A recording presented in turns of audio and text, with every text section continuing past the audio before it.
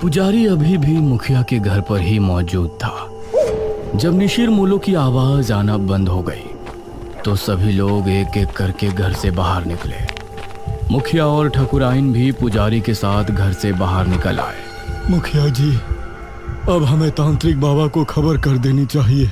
हाँ पुजारी जी, लेकिन पहले पता तो चले कि निशिर मोलो ने किसी को अपना शिकार बनाया है या फिर वो ऐसे ही चले गए। इस तरह राजमहल में इशिता, मेघना और अनुज तीनों उस दरवाजे की तरफ हैरानी से देख रहे थे जो अभी खुला था।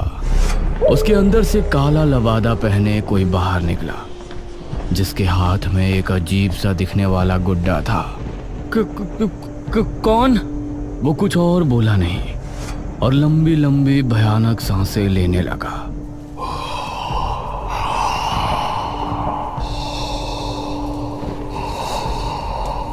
उसकी भयानक सांसों को सुनकर ये तीनों डर गए और तभी वो तेज रफ्तार से इनकी तरफ भागा। भागो जल्दी, महल से बाहर निकलो। इन तीनों का दिल दहल उठा और ये खिड़की की तरफ भागे। जल्दी करो। वो अभी भी इनके पीछे ही था। अनुज ने पहले इशिता और फिर मेघना को बाहर निकाला।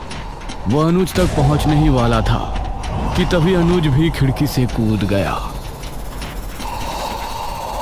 क्या था वो? चलो अब घर चलते हैं, 2 बज रहे हैं, कहीं पिताजी या माँ जाग ना जाए।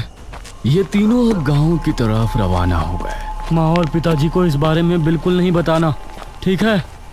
अरे हम क्यों बताएंगे भला? जैसे ही ये तीनों गांव पहुंचे तो बाहर ही पुजारी और बहुत से लोग खड़े थे।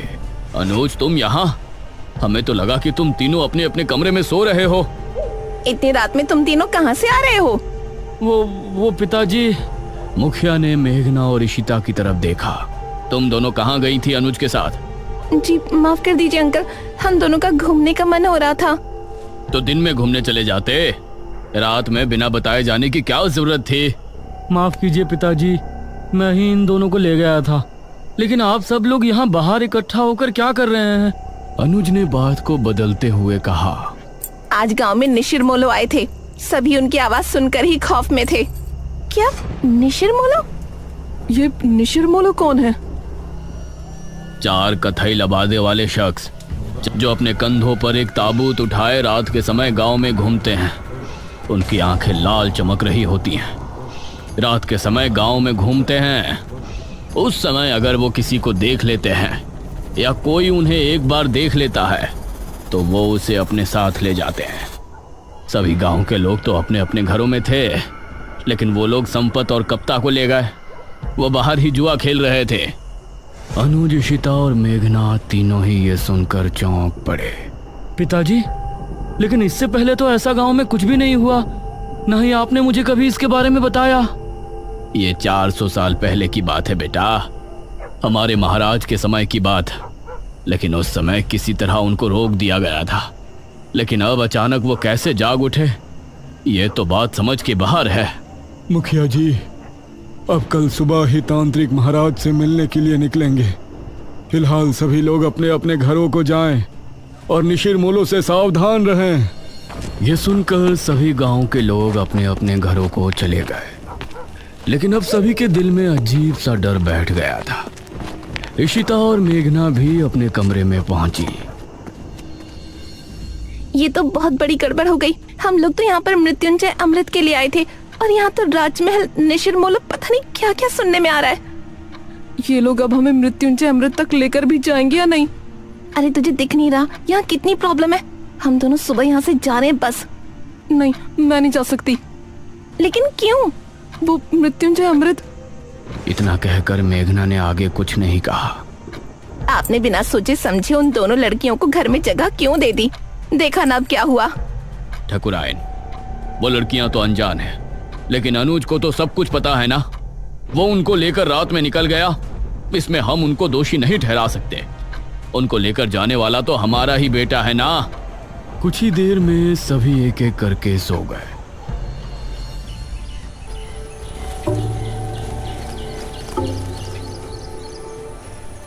सुबह ठकुराइन ने दरवाजे पर दस्तक दी। दोनों उठ जाओ, सुबह हो गई है। ठाकुरायन ने बहुत ही रूडली बोला। Aunty ji, we are sorry. यह सुनकर वो बिना जवाब दिए वहां से चली गई। कुछ देर बाद फ्रेश होकर इशिता और मेघना दोनों ब्रेकफास्ट टेबल पर पहुंची। Good morning uncle. Good morning aunty. आओ बैठो बच्चों, नाश्ता करो। मेघना के बाल इस समय खुले हुए थे। ना जाने अनुज को उसमें क्या खास दिखा। उसने उसे स्माइल की और एक टक उसे देखने लगी। इस पर मेघना ने उसे हैरानी से देखा, फिर उधर उधर देखकर नाश्ता करने लगी। अनुज, आज तुम खेतों पर जाओगे, समझ गए? माँ, मैं खेतों पर जाकर क्या करूँगा? पिताजी, क्या हो गया है माँ को? मुझे कुछ नहीं हुआ है। तुम आज खेतों पर जा रहे हो, बस जा रहे हो। तभी इशिता बोली। हाँ अनुज, तुम हमको भी खेत घुमा लाओगे? ये सुनकर ठाकुरायन इशिता और मेघना की तरफ गुस्से से देखने लगी। तभी अनुज भी खुश होते हुए बोला, हाँ ठीक है, मेघना को भी हमारे खेत काफी पसंद आएंगे। हाँ बेटा, क्यों नहीं, लेकिन एक बात ध्यान रखना, तीनों साथ रहना और शाम होने से पहले घर लौट आना। तब तक तांत्रिक महाराज भी आ ही जाएंगे। नाश्ते के बाद इशिता और मेघना अनुज के साथ घर से निकली।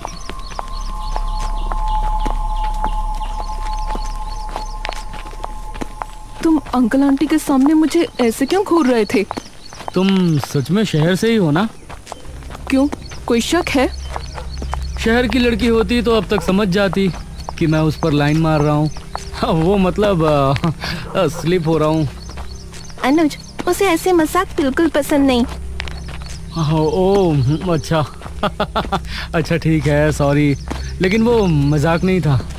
ये सुनकर मेघना भी हल्के से मुस्कुरा दी। ये लोग अब घने जंगल में पहुंच चुके थे। वैसे अनुज, यहाँ आने से पहले हमने कुछ सुना था। क्या सुना था? यही ना कि हमारे गांव के लोग एक नंबर के बेवकूफ है। अरे नहीं, किसी मृत्युंजय अमृत के बारे में।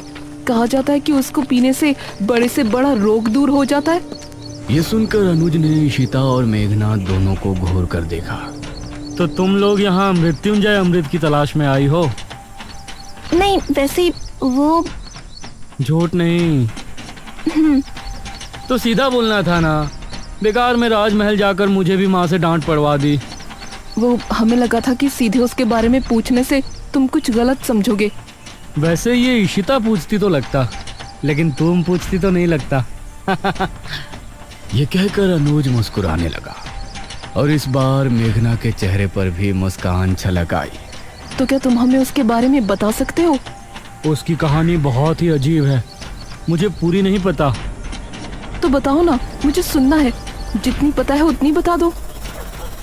ये बात मुझे दादाजी ने बताई थी। सन 1600 में एक बहुत बड़ी महामारी फैली थी। जवान बूढ़े सभी की तबीयत बिगड़ती और फिर कुछ ही दिनों में उनकी मौत हो जाती। उस समय जो राजा था उसे इसकी बहुत चिंता सता रही थी और राजा की चिंता देखकर उनकी बेटी राजकुमारी बहुत चिंता में थी।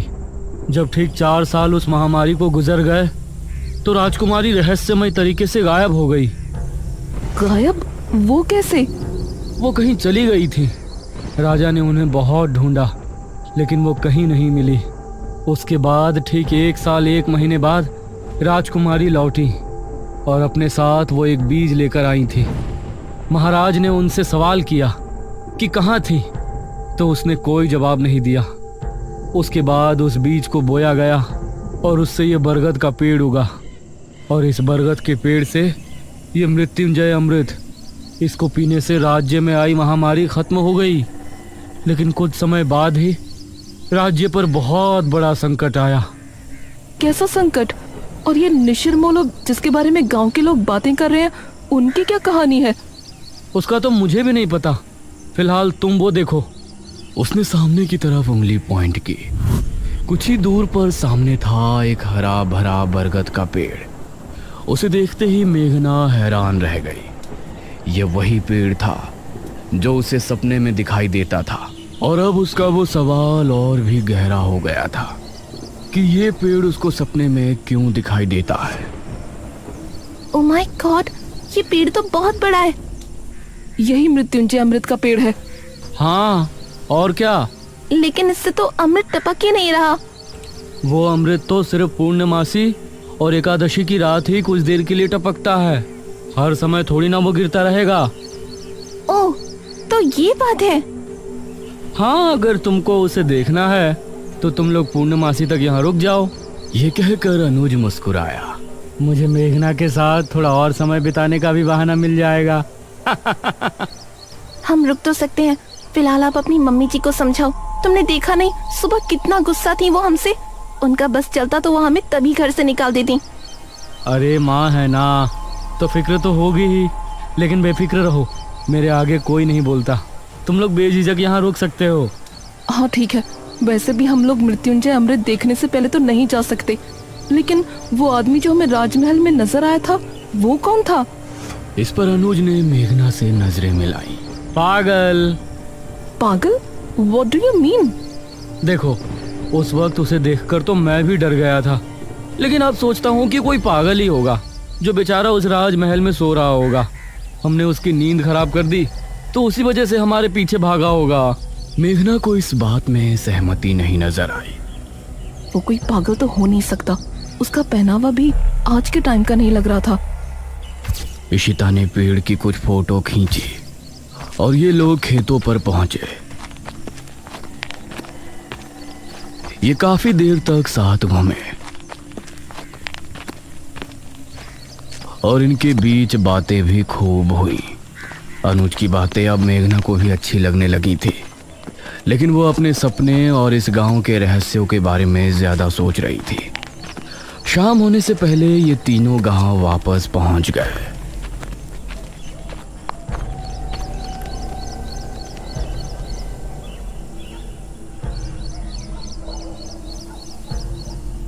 रात होने वाली है। पुजारी जी अभी तक तांत्रिक महाराज को लेकर नहीं आए। बहुत चिंताजनक बात है। मुखिया, ठाकुराइन और गांव के बहुत से लोग चौक पर इकट्ठे थे। तभी पुजारी अपने साथ एक तांत्रिक को लेकर वहां पहुंचा।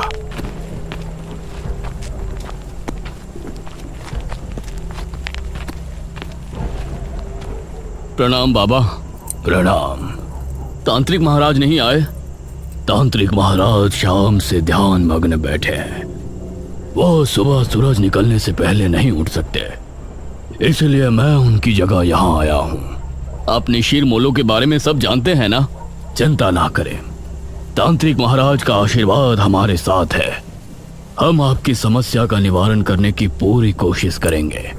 तो बताइए तांत्रिक जी, क्या करना होगा?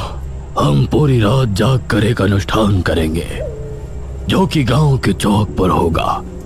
यह पता लगाएंगे कि निशिर मोलो अचानक कैसे जाग उठे। आप सामग्री तैयार करें। एक बार अगर हम अनुष्ठान शुरू कर देंगे तो उसके बाद पूर्ण होने से पहले उठने का हमारे पास कोई कारण नहीं होगा। बहुत बहुत धन्यवाद बाबा, भगवान आपको सफल करे।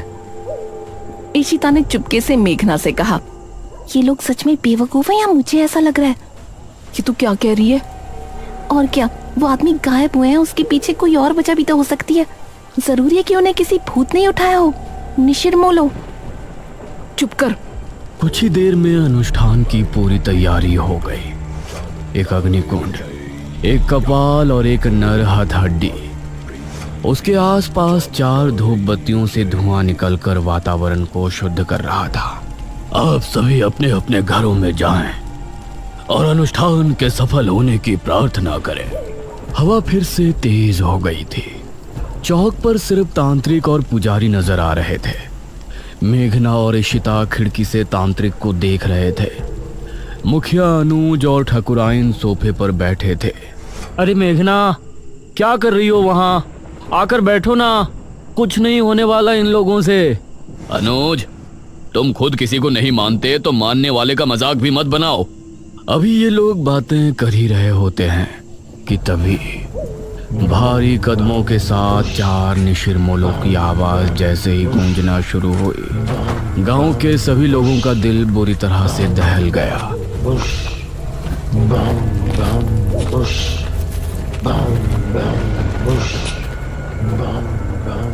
अरे ये आवाज, ये सुनकर मुखिया भी बुरी तरह से डर गया।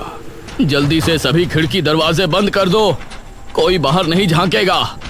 उसे इस तरह से डरा हुआ देखकर इशिता और मेघना भी हैरान रह गए। हे भगवान, निशिर मोलो फिर से आ गए। 400 साल पहले तो ये सिर्फ शनिवार की रात्रि में ही आया करते थे। उनकी आवाज सुनकर पुजारी और तांत्रिक भी डर गए थे, लेकिन तांत्रिक ने मंत्र पढ़ना जारी रखा। बाबा, ये निशिर मोलो की आवाज कैसे आ रही है? तांत्रिक ने उसका कोई जवाब नहीं दिया। पुजारी भी डर गया था, इसलिए वो भी चुपचाप मंदिर की तरफ रवाना हो गया। वो आवाजें अब तेज होती जा रही थी। मेघना ने जल्दी से खिड़की को बंद कर दिया। इधर पुजारी मंदिर की तरफ बढ़ ही रहा था कि तभी उसको सामने से निशिर मोलो आते हुए नजर आए। पुजारी उन्हें देखकर बेहद डर गया और खौफ भरी आंखों से उन्हें देखता रहा। ताबूत खुलते ही और उसके बाद सब कुछ सन्नाटे में बदल गया। हे भगवान, ये तो पुजारी जी की आवाज है। इसका मतलब है निशिर मोलो ने पुजारी जी को भी। पिताजी, उनकी आवाजें तो अभी भी आ रही हैं। हे भगवान, पता नहीं क्या होगा। तांत्रिक बाबा की रक्षा करना। तांत्रिक अभी भी बैठा हुआ अनुष्ठान कर रहा था। उसको सामने से निशिर मोलो आते हुए नजर आए। उन्हें देखकर तांत्रिक की आंखों में भी खौफ उतर आया। निशिर मोलो उसके सामने आकर रुक गए और एकदम शांत हो गए। तांत्रिक ने उन्हें देखने के बाद भी अनुष्ठान जारी रखा। आवाज आनी बंद हो गई। लगता है वो चले गए पिताजी। नहीं, अभी कुछ देर अंदर ही रहो। जब तक तांत्रिक महाराज खुद नहीं कह देते, कोई बाहर नहीं जाएगा। तभी तांत्रिक बाबा की एक दर्दनाक चीख फिजा में गूंजी।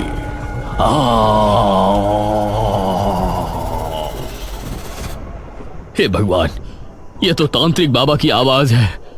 धीरे धीरे आवाजें हल्की होती चली गईं और फिर पूरी तरह से शांति छा गई। चलो, सब जल्दी से बाहर चलो। अब मुखिया और सभी गांव के लोग अपने घरों से निकलकर चौक पर पहुंचे।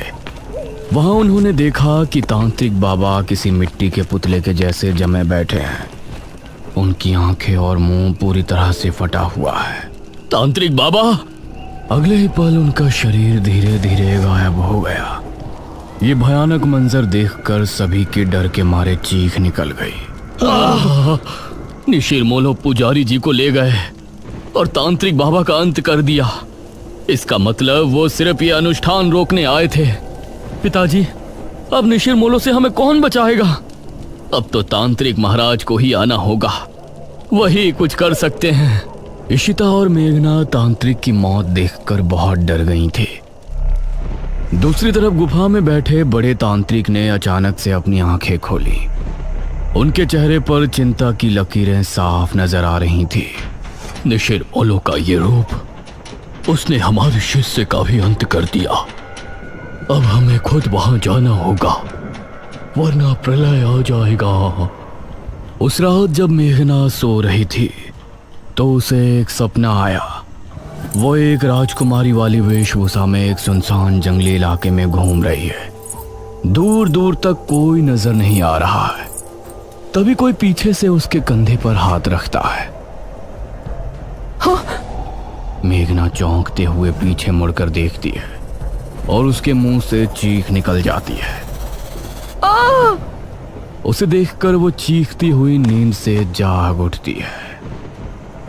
अरे मेघना, क्या हुआ?